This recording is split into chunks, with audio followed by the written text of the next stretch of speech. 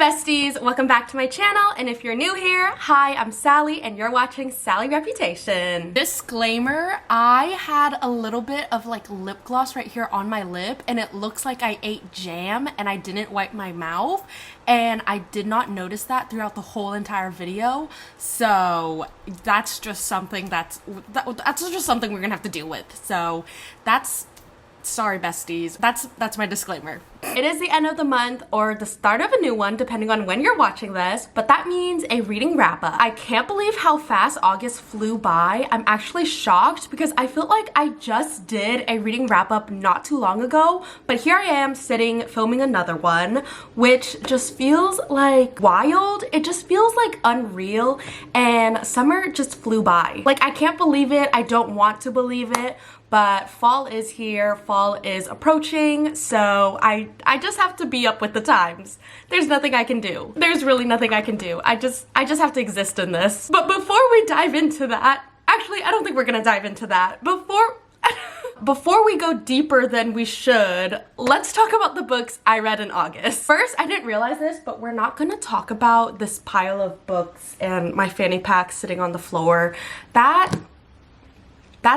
not a thing I want to talk about. So we're gonna talk about something else, but I read 4 books in August and a lot of them were audiobooks. Actually, all of them were audiobooks. I've really been enjoying listening to audiobooks and physically reading at the same time, and I just think it's like my new reading style, or it's like how I read the best. And I used to always say that I'm a slow reader, but I just think like audiobooks are like my thing. Like, they're just like the way I read. Maybe I'm an audio learner, maybe like I'm just an audio girly, but like I just think like they're for me.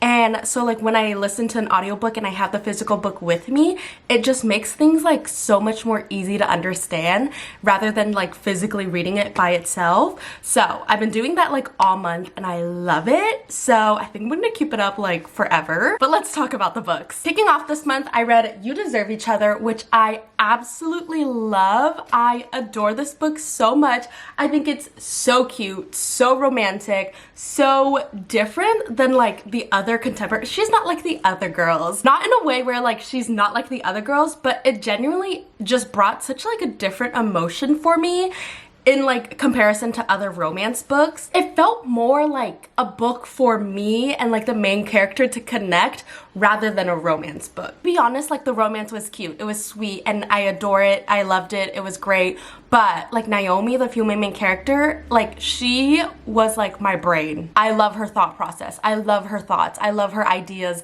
everything she thought about, everything she said.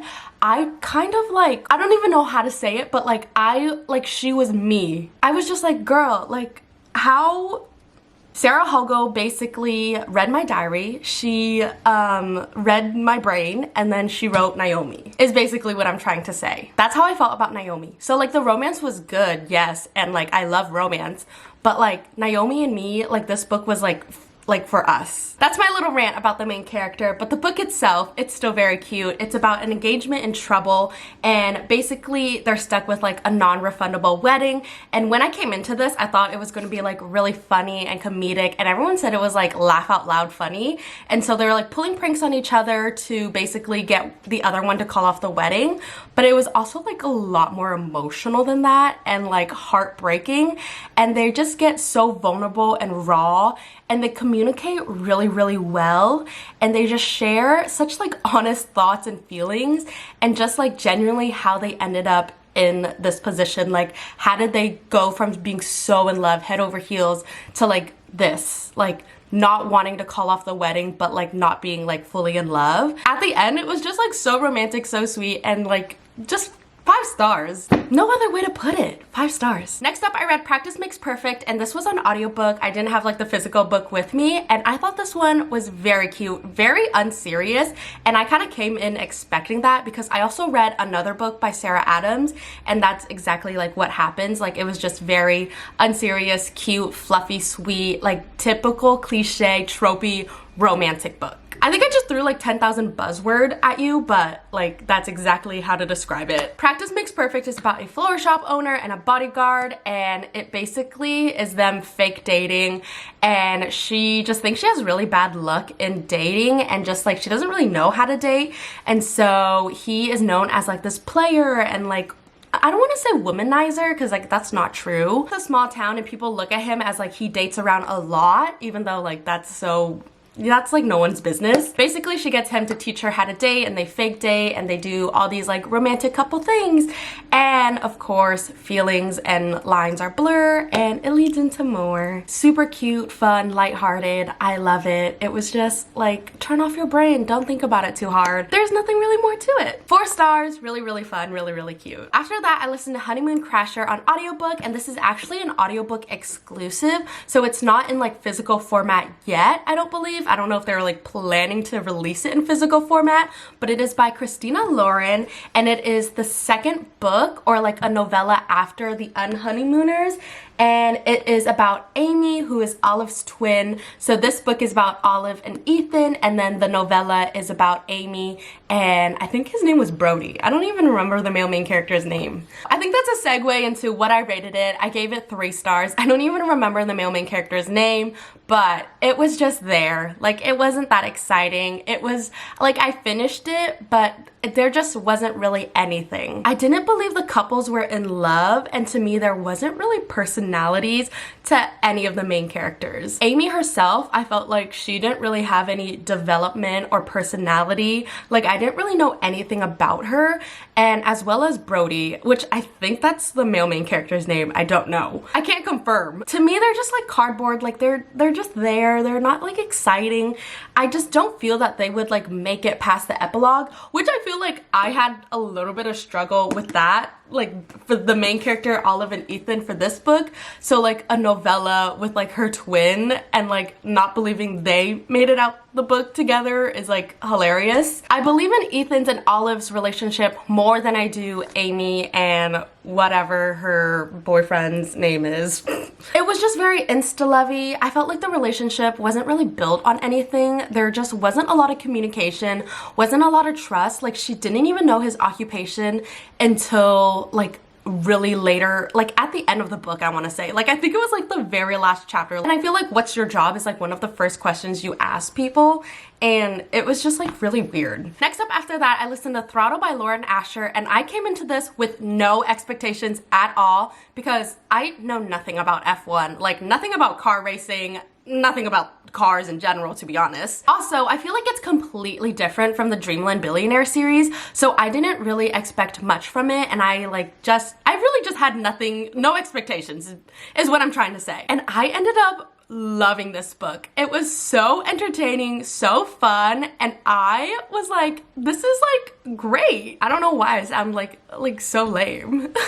But genuinely, it was so like entertaining to read. I feel like the couple had so much tension, and they're not really like forbidden, but they shouldn't be dating because the female main character is like, her older brother is an F1 racer, and she is dating her older brother's teammate, basically. It's not technically forbidden, but there is like a line that shouldn't be crossed, and they do cross it.